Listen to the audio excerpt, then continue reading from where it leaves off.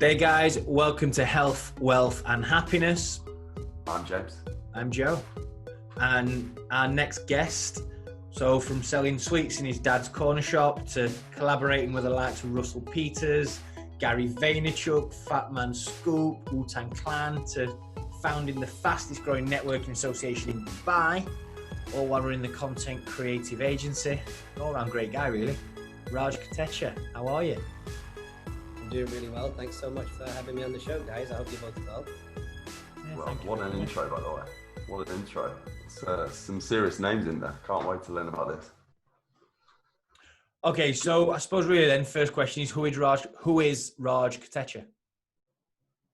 Yeah, I mean, so thank you for that kind intro.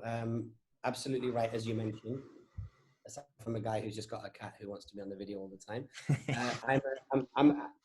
My story is similar to hundreds of thousands of Indian kids in the UK. My parents are from Africa. They are from Kenya, and my grandparents are from India, which was a pretty common path across a couple of generations for people from our background.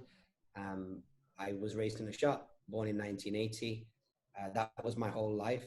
In fact, the shop was about half of our whole property was the shop, so we lived above it. There was 7 of us over 2 bedrooms. I slept in the living room. I walked out through the shop front door because that was my front door. So what that means is that business wasn't foreign. There was no like work-life separation. The business was in our home. And that meant that the sound of a cash register ringing or a doorbell going off and somebody coming in to buy milk, eggs, cigarettes, birthday cards was just, that was the sound that I was used to from the age of pretty much 0 to 18. 18 years old, 1998 was the first year I went to university. And that was the first year, Joe, as I'm sure you're aware, that the UK government started asking people that went to university for tuition fees. And so it's the first week of university and I'm like, okay, I need to come up with £1,000 to pay off these tuition fees. And I picked up a flyer, saw that there was a cool party going on. I'd always loved music because when I was in my dad's floor in the shop and stacking shelves, there was always a radio playing. I always loved hip hop music. So I went to the promoter, said to him, hey, how can I come to this party for free? Or how can I come into the VIP section? He said, if you can sell me some tickets, I'll give you your ticket for free. I lived in Student Village off Oxford Road in Manchester. There was over 1,000 rooms in there. So we went to over 1,000 students, 250 odd rooms. So I went knocking on every single door, started selling tickets. It wasn't long before I'd hit my quotient. Went to the first party and just completely fell in love with the game. Now, Manchester was a dangerous place in the late 90s, early 2000s. So it took me a little bit of time to get together and start producing my own parties, which I did. So I was a nightclub promoter and DJ. NASDAQ crashed. The April 2000.com bubble burst. I'd just written my first thesis on mobile content in 2000, 2001, and 3G technology, which was around the corner, to a market that was pretty much closed. So I went to Canada. In Canada in 2003, I started the first independent ringtones portal. We were incubated by a large mobile phone retailer. Came back to the UK. Ended up working again for a mobile technology company, helping people like Dynamo distribute their mobile content on pre-smartphones. Then right after that, I went to work for a publisher in Los Angeles. They were like the Financial Times of content. They just wrote about, instead of writing about apps and different features, they wrote about mergers, acquisitions, intellectual property. And the space was very exciting at the time. Like Mark Zuckerberg had just launched Facebook. It had moved from a college play to a general population social network. MySpace got bought by News Corp at the time. YouTube got bought by Google. And many of you remember that Google was the laughingstock of the tech industry for picking up this website called YouTube with all these server costs. The Guardian was trying to get into the US for quite some time. They failed twice. The third time they got in is because they acquired our company. I turned out to have some shares in that company. So the guy who signed me to that organization when I was employee number 6 in that startup. We were over 30 employees when it sold. It sold for several millions. I had a small slice, like not enough to buy a house, but enough to certainly get rid of any debts and things of that nature. Went to Australia in 2008, lying on the beach after 10 years of basically hustling. So that's from like 1998 to 2008. 10 years of hustling, realized that everything I did, I loved making content. Even when I was DJing, I was going back and forth to New York and LA to work for this publisher. In the daytime, I'd be at the Waldorf Astoria in Manhattan. In the evening, I'd be in Harlem at the different studios that the rappers were using, making videos, interviews. I was quite early in the YouTube days of making content with rappers and R&B stars. And then I realized that I really love making content. So I went all in 2008. 2008, there wasn't much appetite for content in the professional world where I am now. E-commerce was just drinking everything that we were doing. Like they needed photos for their website. They needed instructional videos. Ended up heading up the content for Golf Online for quite some time. Carrier Bag Shop and a few other big e-commerce players, number one e-commerce players. Came to Dubai in 2015 because I really kind of got bored of the London lifestyle. And honestly, I was getting a bit complacent because times were too good. Started here again in 2015. A couple of years working in the hotel investment space, making content with some of the biggest CEOs in the region and global hotel world. And last 2-3 years, working with folks like you mentioned, like Spencer Lodge, and building their podcasts and their brands. And it's been in fact, this week, what's the date this week? I think, if I'm not mistaken, guys, I think we've exactly hit this week 14 years since I legally registered the business. So that's where we are at the moment. And as you rightly mentioned, we have our own, one thing that makes us unique is that we have our own intellectual property. So we have My Friends, Your Friends, which over the last 3 years has gone from a networking event that started with 15 people to now 3,500 people. We meet in groups of 400 to 500. We recently just did one of the rooftops at Burj Khalifa. We have an event called Crowd 9, which is a 9-minute presentation. So it's like TED Talks, but for the Instagram generation. Myself and Fatman Scoop have a show called OPP, which is called Other People's Podcasts, where we review. Right, let me stop you. How do you get a podcast, Fatman Scoop? How do you get to create a podcast, Fatman Scoop? Where did that come about? That's a great question. So if you recall, in 2007 and 8, whilst I was moving around in the worlds that I was moving around in, as far as like business was concerned, I would obviously still be making content to promote my DJing career in the evening. And one of the guys that I shot was Fatman Scoop maybe 10, 11 years ago. And then I was at an award show here in Dubai, and he was stood in the lobby. So I just went up to him. I was like, "Yo, what's up, Scoop? Raj, we met at this time." He goes, "Oh, what's going on?" And one thing that see, the rap world is kind of concerned with like girls and drinking and party and da. But there's a few rappers and there's a few performers that are not concerned with that at all. So like Tiny Temper's one of them, and Fatman Scoop is another. And the way that I can tell certain artists from another when I talk to them is they go, "How's business?" So when Scoop said to me, like, "How's business?" that's like putting a red rag in front of a bull. Because as an Indian, like Gujarati kid, all I care about is business and making money. So like he was like, "How's business?" I said, "Well, if you're asking, here's what's going on." And he goes, "Okay, I want to get involved in some of these things." So we stayed in touch. That relationship, wow. Love it. Yeah, that friendship turned into a little bit of coaching and mentoring for him. And then eventually this concept which I had, which was called OPP, which I was originally going to do with my DJ partner, who also listens to a lot of podcasts, I decided to do it with Fatman Scoop. Yeah. So yeah. I guess that opens up so many doors to you as well. You start getting results for Fatman Scoop, and then that has a knock-on effect to different individuals that you get to work with in the future. Yeah, I mean, honestly, celebrity is just a little bit of a fetish for me, to be honest. Like, I love the hip hop industry. I love the streets. I'm from there, so like that sharpened my instinct as I was coming up back in the day in the 90s. So I'll always have love for that community, and I'll always have like fingers in different pies in that community. But you know, I think what brings the opportunities to your point, James, is that the combination of projects that I'm known for. So if you take the multiplier effect of like OPP, Crowd 9, what else? My Friends, Your Friends, Vayner World with Gary Vaynerchuk, just all these different brands that we've built over the years. When people look at them as a whole medicine cupboard, like with so many different projects inside there, I think that's definitely allowed me to build momentum, especially at a time like this where it's hard to make noise and get attention from people. When you come with a 20-year catalog of hits like that, it's a little bit easier to get your foot in the door with a corporate brand. Okay, so let's talk back 20 years ago then. So sort of like when you started working with Scoop, or all the interviews you got with the Wu-Tang Clan, or organising the parties and the events that you did for Russel Peters. I mean this in the nicest way possible, but back then there must have been thousands of you. Thousands of DJs, young, hungry guys that are all sort of swimming around in the same pool. So why you? What set you apart from the rest of them? That's such an I've never been asked that before. That's an incredible question. What set me apart? Why did they pick you, basically? Why did they gel with you and not the other 1,000 young DJs that were coming through? You know what? You've made a penny drop in my head that I've never. This feels like a therapy session. So, let's go back 20 years and not look at one journey, but look at two journeys happening at once. In 1998, I went to university.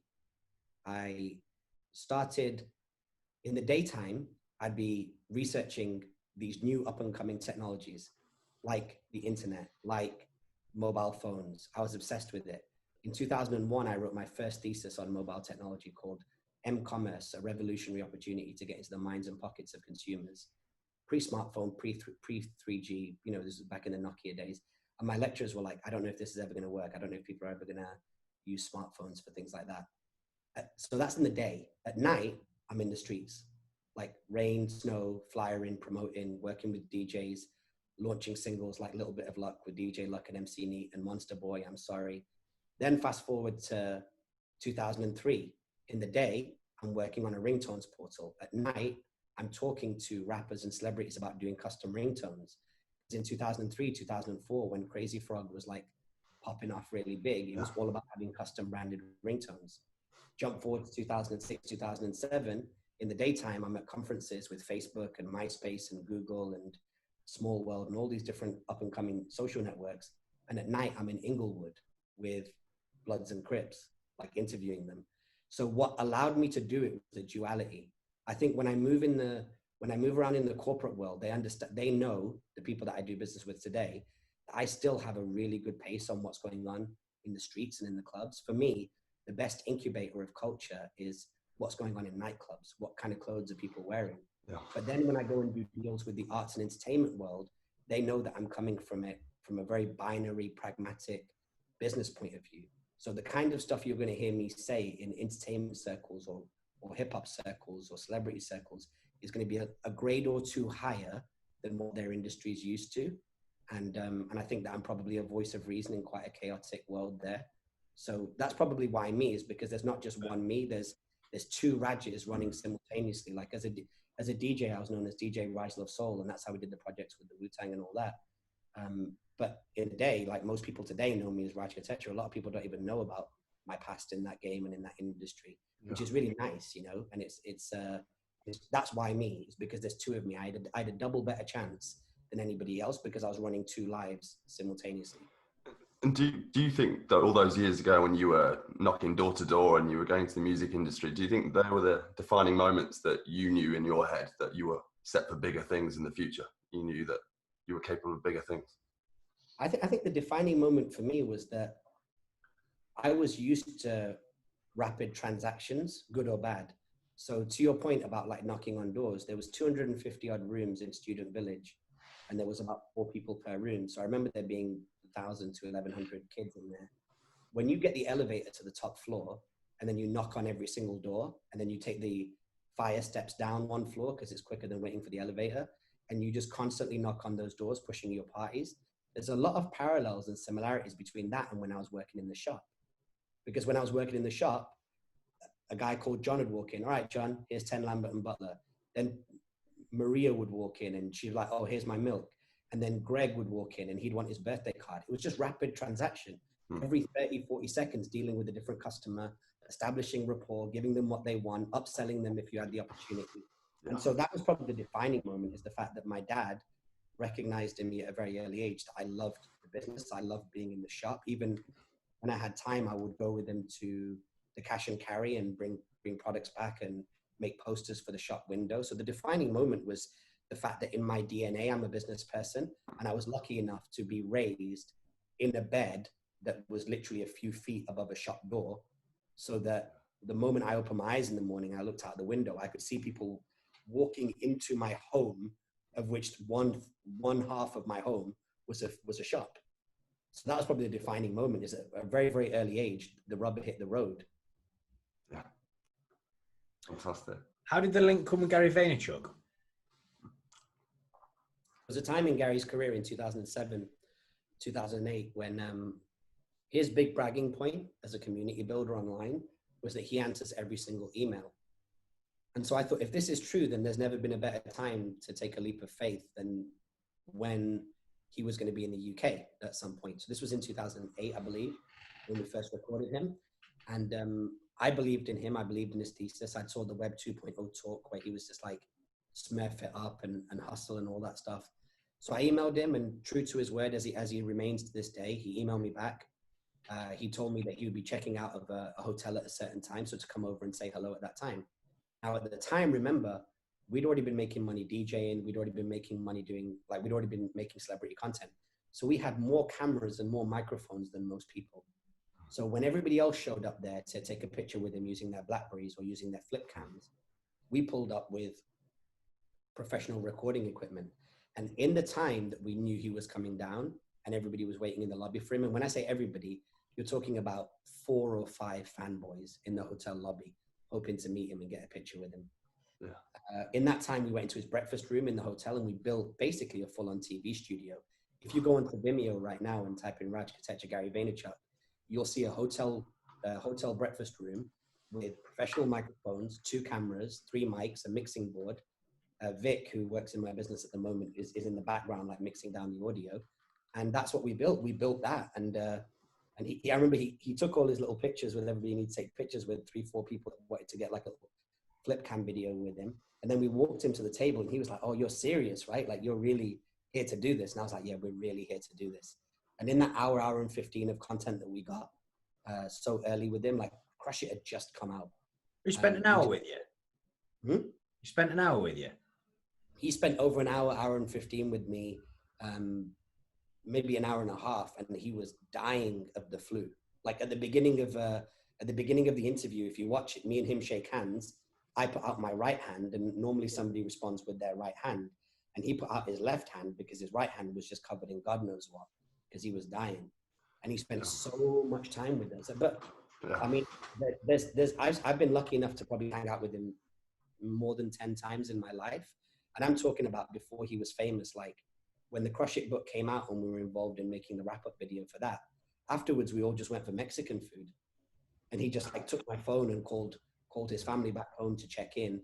And we just sat and we ate tacos, and just normal dudes, man, just normal guys, just kicking it. And even to this day, like, he's one of the realest dudes I ever know. Like, we launched Jab, Jab, Jab, Right Hook in 2013, and we launched the Ask Gary V show book in 2016, and we did the first Ask Gary V live, the first international Ask Gary V, the largest audience of any Ask Gary V. And that dude stuck around until dust was settling on the venue. Every single person that wanted a hug, a selfie, a conversation, anything, he gives until he's dead, until he literally. And now he's got such a big staff around him that they'll physically amputate him from venues. But if there's somebody in need that needs something, he'll give it to them. And I've seen him behave in ways off camera in terms of his generosity and his kindness that would be all-time viral moments on YouTube if people had seen what he did. He's all the way real. I've got the interview on my right-hand monitor here, and I must say you've both got a lot more hair back then. How did Vaynerworld come about, or your project with him? How did it all start? We wanted to originally get involved in the launch of the book before Jab, Jab, Jab, Right Hook, but the timing wasn't right. And so when Jab, Jab, Jab, Right Hook came about, obviously we had bandwidth with him. We'd reached out before. By that point, by the time Jab, Jab, Jab, Right Hook came out, I think we'd already done 3 interviews. I'd already done 3 interviews with him as myself. Reached out to the team, said we'd love to get involved in the book launch. They fired us some commercials that were crazy. And I was like, yo, I remember like we had a 10-minute call booked with Gary, and his team came on the call, and they were just waiting for him to patch in. And they were like, yo, this is what we're gonna need you to do the book launch. And I was like, Gary, how the hell am I gonna pull that off? He goes, I trust in you. No, he goes, you'll do it. I believe in you. Okay, I love you. Bye. And just hung up. And I was like, and then the team were like, okay, well, we're good to go. And I was like, yeah, we're good to go. And I got off the phone and I was like, what have I just committed to? Like, you know, you've got to spend thousands on a venue, thousands on marketing, tens of thousands on like book sales and gifts, things of that nature. we just went all, like literally I went all in with every penny I had. But the ROI was crazy. Like still to this day, anybody who says, why should I work with you versus one of your counterparts or somebody who is named in the same conversation as Raj Kotecha, I'm like, go check out Vaynerworld.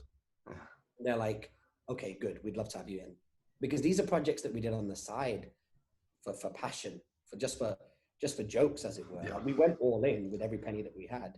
But, you know, I believed in him so much. And with Russell, we worked with in 2006. I've just got a knack of seeing somebody coming over the hill who's got something really, really dope about them. Like I knew that Russell would be all-time great. And, you know, in the last couple of years, he's been number 2 or number 3 on Forbes' top earning comedians with Seinfeld and Kevin Hart. And he's an independent comic. Yeah. So it's like, I don't know. I just feel a sense of something. When I meet someone, I'm like, this person's got it. You know what I mean? Yeah. And I'll tell you why, actually. This is such an amazing interview, guys. I'm really grateful for this because you're sending me down a series of questions that I've never answered before. That also comes from being in the streets, because I would hear certain records that were bubbling on pirate stations, or I would hear certain like white label vinyls that DJs would bring to the club. And I'd be like, yo, that record's going to really bang. When the people really start messing with this record, it's going to really pop off. And so it's just an instinct of where things are going, whether it's music or pop culture or this whole kind of like entrepreneurial content culture. Okay. So content creative agency, talk to us about that. Yeah, so it's a creative content agency. So yeah, a quick flick round of the first 2 words. Yeah, No, it's okay, no problem. Everyone, 1 and 3 times is always mentioned that way. So it's a creative content agency. So we first started it in 2016. I registered in the UK back in those days and was very much focused on allowing us to just earn legally. So the first check we ever got was from Live Nation for working on Russel Peters' tour, doing consultation work as to how to promote that at a street level, to put posters, who to get in contact with. And then I always believed that, as I did in 2001 when I wrote my thesis about mobile phones, that content was going to be the future. And if you notice, content, digital content especially, or internet connected content, has just gone to more and more and more places. It went from desktops to desktops and laptops. Then it went desktops, laptops, mobile phones. Now it's gone from desktops, laptops, mobile phones to watches to televisions and smart connected televisions, right through to telling Alexa with your voice that you want to listen to your favorite podcast.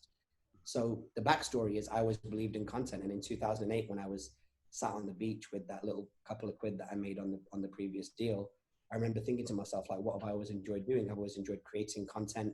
I'd like to make more content. I don't necessarily want to build a big business. I don't mind being some sort of agent or middle person, like some sort of creative content agent or creative content agency. Click, the penny dropped. And so we went back to the business and we changed the name of it from Love Soul, which was our DJing crew, to Creative Content Agency Limited in like 2008. And then since then, man, anybody who needs content, we run them through a framework which we call the 4 P's of content.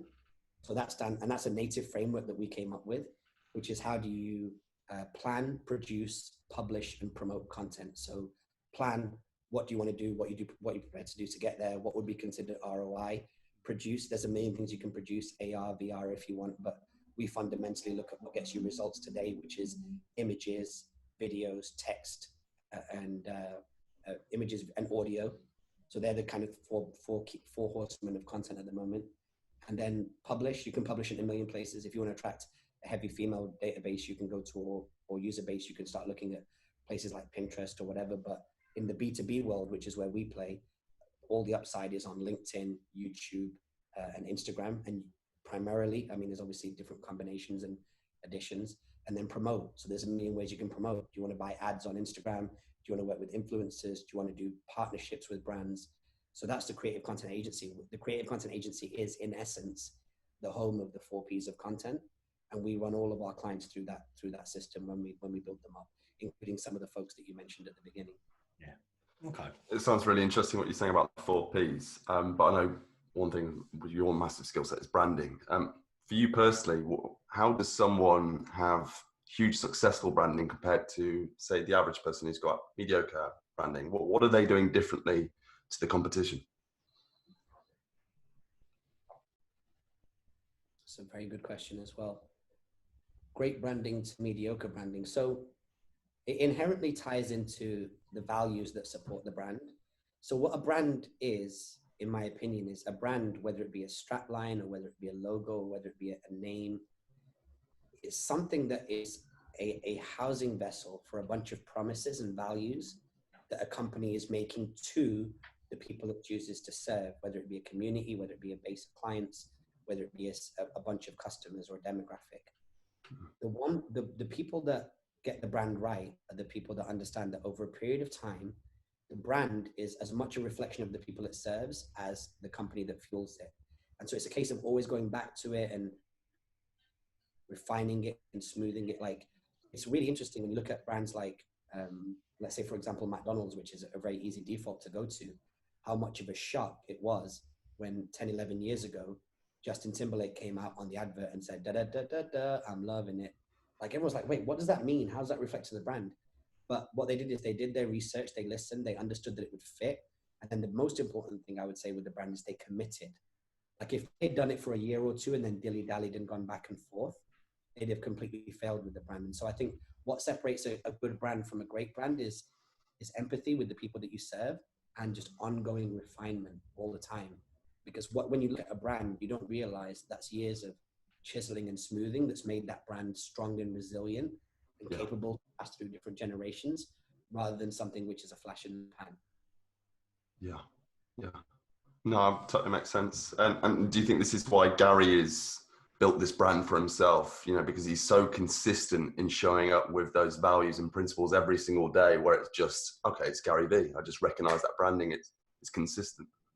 Yeah, I mean, what makes Gary even more special is that, and folks like him, is that he's actually able to adapt his brand. So if you were to take any random 15 videos from his YouTube from 2008, you would swear that Gary V is this maniacal entrepreneur that never sleeps. And if you were to take any 15 videos from 2020, it would be about kindness, empathy, happiness, and finding a balance. Now, if you compare them next to each other, they look like chalk and cheese. But what he's done is he's been able to adapt that brand to serve more than one community. Yeah. He's been able to be really, really broad in terms of the human values that he talks about, but still be very, very narrow when it comes to talking to a single parent who's living in middle America versus talking to somebody who works in your space, the personal training space, living wherever you live. So it's like, it's about having that flexibility and that adaptability. That's what's made it special. That's really the level above the one that I'm talking about, where you can actually start to, in people's minds, become almost all things to all people. That's never a reality, but to the extent whereby loads of people feel like they can connect with your brand in their own personal way. Like, there will be 20, 30 different people that are all completely different, from like a nerd who lives in his basement right through to a high-flying banker, right through to a surfer in California, that all feel like Gary's talking just to them. Nice. Because of the way it's a skill, isn't it? fine-tune it, yeah. Nice. Okay, one thing I really like about talking to branding as well, and this is something that has rubbed off on me with what you do in the creative content agency, is that you have certain sort of phrases and slogans which, from the first time I met you, they've stuck with me. Things like the archive effect, things like the 4 a.m. subject, things like the hustler's mindset. So, well, for James and the benefit of you, what is the 4 a.m. subject? The 4 a.m. subject is something that I developed, and somebody recorded me on it on an interview outside business base somewhere, and they had the camera rolling whilst I was speaking. And I worked out this concept in my head, which is that, and this was after the ice bucket challenge. And I realized that the ice bucket challenge, imagine if that like hit you at 4 a.m. in the morning. At that point, if someone comes into your bedroom with an ice bucket at 4 a.m. and splashes the ice bucket all over your face and says, right, speak on this now. What is that this? What is the subject that you can default to at the drop of a dime? So for example, with James, it could be health. If James is woken up suddenly and abruptly at 4 a.m. in the morning, and you say, right, best way to lose belly fat after having a baby. There's going to be no hesitation. It's going to come out of his mouth immediately. Or you say, best way to bulk up and gain muscle if I'm a vegan. He's going to be able to pull the answer out in a heartbeat. So the 4 a.m. subject is a combination of knowing what that is for you and then delivering value online based on speaking about that subject, which you know, which you've committed to learning or something that you're innately passionate about, to build audience, to then drive them back to what it is that you're good at. So for example, one of the subjects that I know really, really well is Jay-Z and his back catalog. The business that I'm in is content. So if you want to come and do a workshop with us and you've got 15, 20,000 dirhams spare, we can do a workshop with you for a day. So how does my knowledge of Jay-Z and my option to sell a 20,000 dirham workshop tie into each other when they look like their universes apart? Well, now all of a sudden, if I know Jay-Z so well that I can say, I can every single week on a Monday release top 10 things that Jay-Z albums taught me about negotiation. And then I break down the lyrics and what I learned. Top 10 things that Jay-Z lyrics taught me about competition, and I break them down. And I do that week in, week out. Do you not think that some business person who moves around in the worlds that we move around in is going to reach out to me and be like, hey man, I really like what you said. I'd like to have more of a conversation with you about it. I started with my core passionate subject, my 4 a.m. subject, but I tied that into something which is I'm actually selling a product or a service. When someone says, well, I don't know how to sell it, I don't know what the angle is, I'm like, start with the thing you do know. Put that out as value. Show people that you can be valuable on a subject that you know inside out. And therefore, the assumption is that you're also going to be as valuable when it comes to your professional knowledge about what it is that you do from 9 to 5. Yeah, I like that analogy. Thank you so much for pulling those examples up, because those things are what form the 4 P's of content. So when we teach the 4 P's of content over an 8-hour block, these are the things that we spend a significant amount of time on. So if we were in the workshop right now, I'd be like, all right, James, all right, Joe, let's get into it for you and figure out what it is. And then we'll build the story and we'll build a journey from that subject that you know really, really well to the product or service that you're trying to sell. Yeah. How powerful is the art of storytelling? I mean, it's as old as time, right? There's etchings on walls that we've still not discovered yet, that if you follow them all the way through and you know what you're looking for, tell stories. So yeah, the thing that I personally enjoy about storytelling is its ability to pacify. So once someone's into a good story and you brought them into your story curve and they're on their way with you, they're actually pacified, they're actually relaxed, and they're actually on a journey with you. And whether you take that story as a way to educate them, or you take that story as a way to inform them about something, or you take that story as a way to entertain them, once they're with you and you're telling a good story and they're cradled in your arms, as it were, there's a huge responsibility when it comes to that storytelling and what it is that the outcome is that you want them to get from it. So storytelling is really, really important, because if you've got that ability, and it doesn't mean that everyone has to have that ability, but if you've got that ability, it does give you the option to convey your message in very different ways. But I got asked a question in another interview recently, which is like, should everybody be a good storyteller? Like, is storytelling the most necessary thing that you need to communicate? And I'm like, no. If somebody knocks on your door right now as hard as they can and says fire, there's no start, middle, or end to that story. It's just like, that's all I need to know. Thanks very much. I'm grabbing my laptop, I'm grabbing the cat, and I'm getting out of there. And I think the reason why a lot of people have got these fetishes, because when you look at all these like bum ass entrepreneurs or like storytellers or course creators, like they lean on that. They're like, what's your why and how do you tell a story? And I'm like, all right, cool, man. Forget all that cliched stuff. Like, we get it. Like, it's super important. But everyone's leaning on the same pillars, and no one's really taking what I call a ratioed approach, which is like, is storytelling important? Broadly, yes. Do you always need it? No. Yeah. You know what I mean? Raj, I'm really interested to know from you, is that obviously we've seen how branding and marketing's evolved over the last 5-10 years. Where do you see the future with branding and marketing? Where do you think it's going? What do you think is going to be the next trend, the next thing? Brands go where culture and society goes. So when all of a sudden, you look at the rise of the Red Bull brand and its ability to slipstream behind extreme sports, brands go wherever culture will adopt them, wherever society will adopt them. So there are so many brands that we see in places that make no sense whatsoever. Why do we see like, you know, watch brands or alcohol brands sellotape to the side of a car? It's got nothing to do with the function of that car, but what it's got to do is the lifestyle that surrounds it. So brands find homes and find comfort in lifestyles that will incubate them. And so brands will always go wherever society and culture goes. You know, we might find ourselves over the next 24 months thinking about the McDonald's brand as not only being like fast food, or think McDonald's brand as being like that little guilty pleasure when you stumble out the coffee in the morning. We might think over the next 24 months that the McDonald's brand we associate it with hygiene, because over the next 24 months, they start a massive campaign to be like, of all the foods you can eat, ours is the most hygienic, because we dip our fries in, you know, 1,000-degree oil, and we put our burgers in certain ovens where no bacteria could live. Like, I actually heard it, it's funny. I heard an interview with the CEO of Papa John's. I believe he was on the Barron's podcast. And he said that our food is the most hygienic food you can eat, because it goes into an oven at 350 degrees. It then gets taken out using like this kind of spade. It gets put straight in a box. The box is closed, and the next time that box is opened is when the consumer receives it in their home.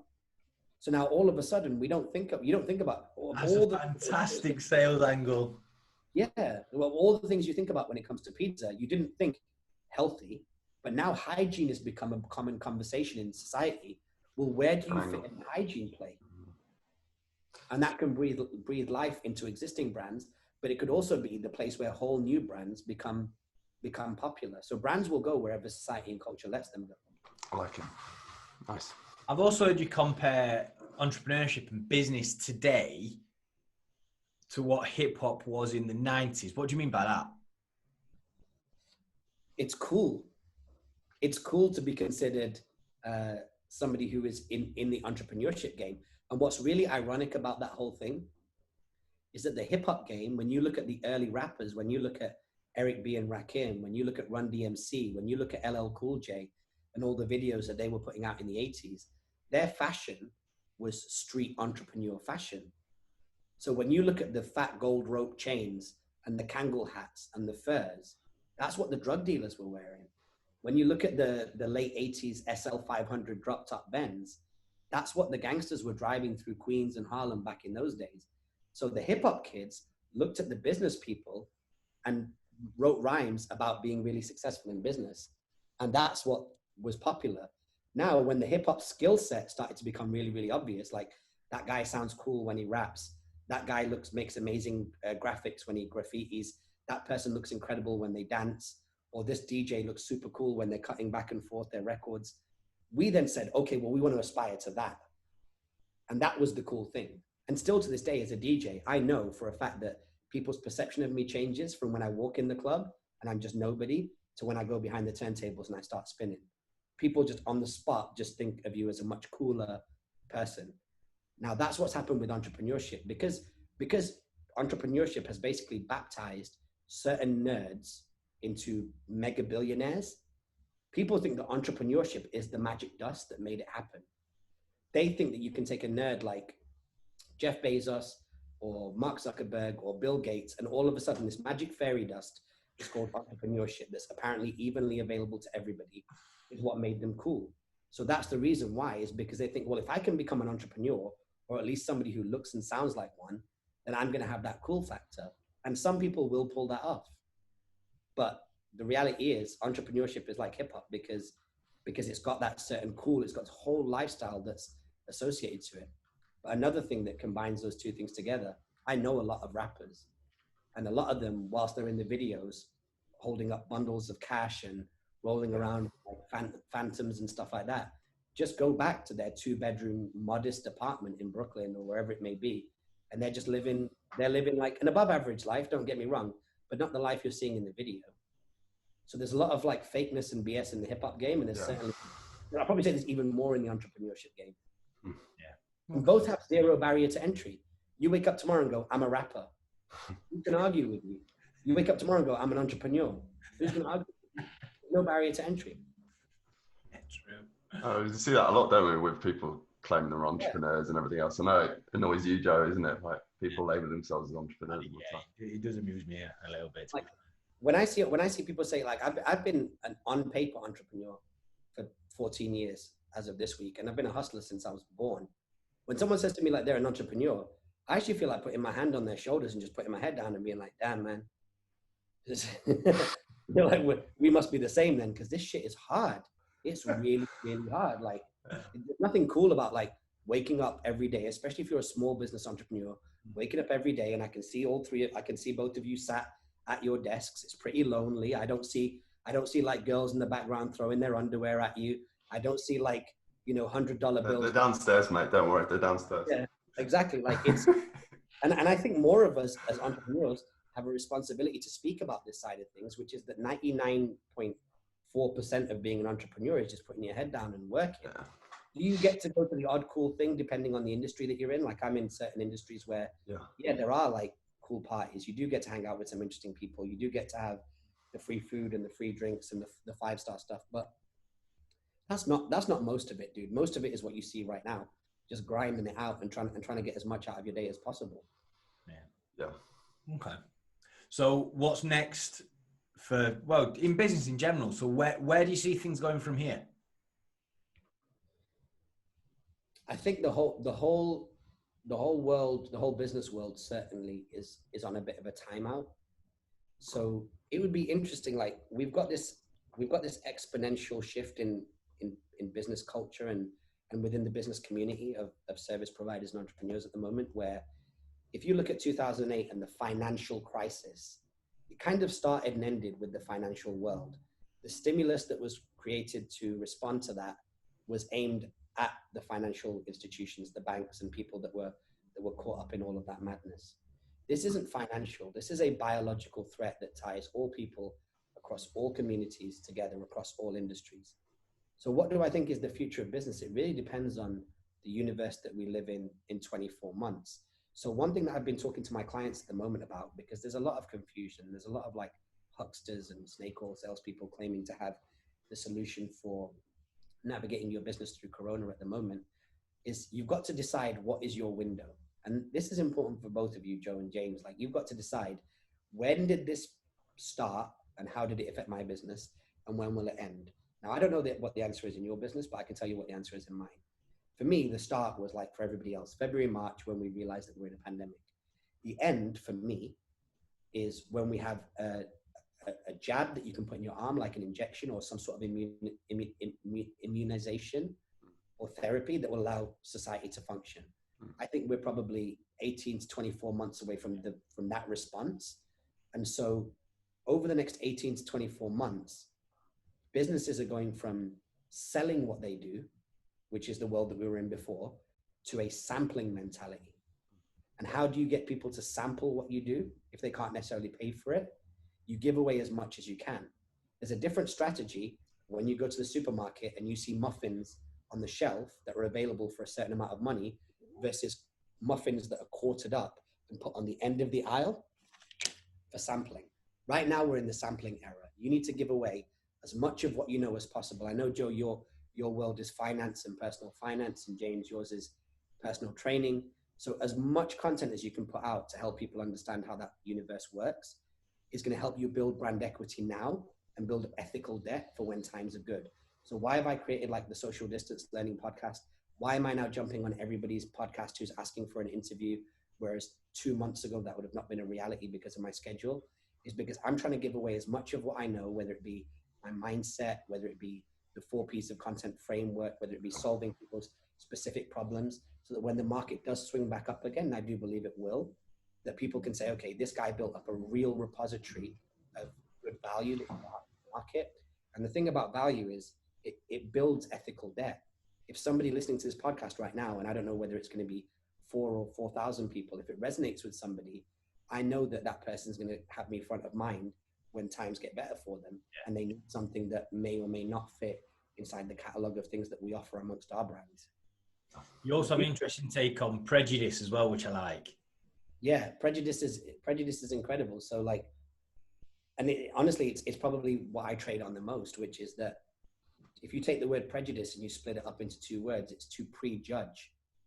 And when we think about prejudice, more often than not, people have prejudged other people negatively. And so the prejudice around the word prejudice is that it's negative. But all of my upside as a human being comes from people prejudging me. So, I'm very grateful to be on this podcast with you today. But at some point, you guys, collaboratively or otherwise, made a prejudgment that this interview was going to go well, based on some content or some experience you've had with me in the past. Yeah. So my responsibility is to make sure that I put out valuable content and I create positive experiences for everybody I come across, so that when they are going through their list of who should I talk to, that I'm somewhere in that conversation. And that's why prejudice, i.e. to be prejudged positively, works in a very positive way for you. Love it. Raj, what would you say to an 18-year-old Raj Kotecha? What advice would you give him? So one of the downsides of me being 18 is that I had all the confidence I have right now, but I was probably a little bit more of a fire starter. I would get involved in too many different things. And I would say, like, really, really take a day or two or a month or two, slow right down and focus all of your energy on one thing. But when you're young, when you're 18, when you're 27, when you're 31, you've got that energy, you've got so much energy that you feel like if you're not deploying it in everything that you can do, that you're underserving yourself. But let's go back to 1998. When I prior to going to university, because I understood the retail space well, I went to work at Vodafone for the summer. And obviously I loved phones. And inside Vodafone, I made that summer, after all my expenses and having fun money and going out money, I probably had about £3,000 to £4,000 liquid. Imagine Freshers Week, £4,000 liquid cash. So I go to the bank, I get a banker's draft, and they give me a banker's draft, which means that it's as good as cash. I go to my halls, Student Village, and I hand over a check straight away. And I'm like, there's my rent paid for the year. I'm chilling. Okay. Aside from the fact that at the end of the following year, I'll have to come up with even more money to pay off my fees. Imagine now, in 1998, if you're over 35 years old, you remember this. In 1998, you could get a 90, 100, or 110% mortgage. What that means for everybody listening out there who has no clue about what the world looked like in the 90s and early 2000s is, if a house cost, I'll give you a real example. If a house costs 100,000, the bank would give you 110,000.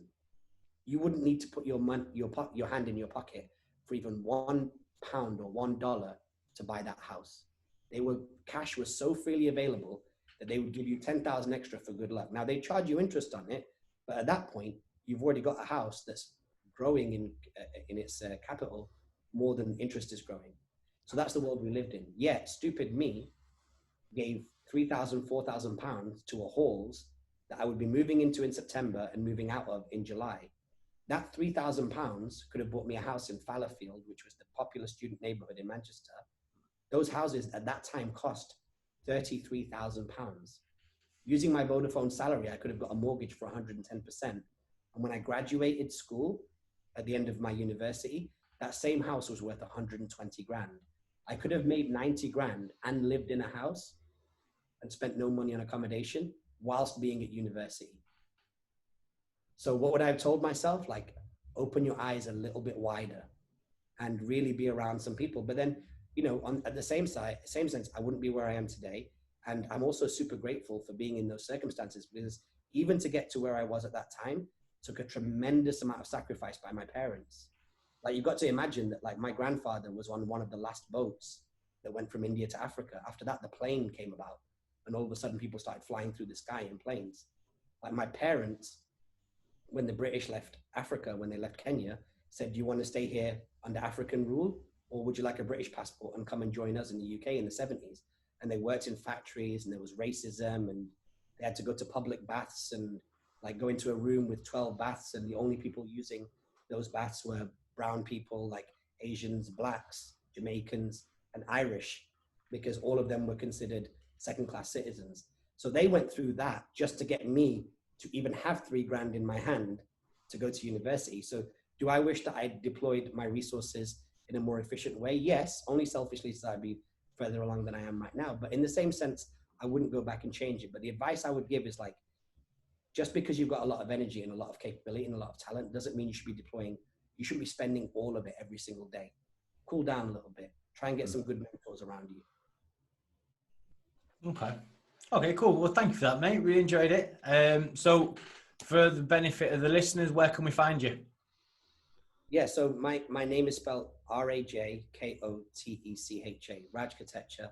I'm sure it'll be linked up in and around this podcast. Yeah, you go to the best way to get my attention is send me a DM voice note on Instagram, which doesn't mean like 5 1-minute voice notes. Just send me a single 1-minute voice note how I can help you, and I'll super help people. Like, remember that my journey with Gary, which is probably one of the most influential journeys outside my family, was based on the fact that Gary prided himself on responding to every single email. Yeah. And whilst the odd one does slip through the cracks, if you send me a DM or an email, my email is raj@creativecontentagency.com, and you're going through something like, and I can help you, or there's an experience that I've had that might be able to act as a compass to navigate you out of whatever you're going through, just hit me up, man, because I'm here to help. And I love my community, and I love the community of content creators. I'm watching everybody. Joe, I saw you very early in your journey, and I reached out. There's nobody coming in the game who I'm not aware of.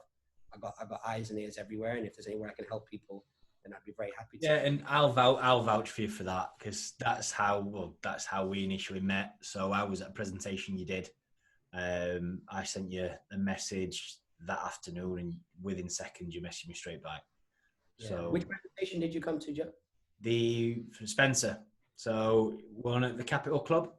Okay. It was a presentation you did on the 4 pillars of content, 4 P's of content. Yeah. That Spen put together. Nice. That when we first met.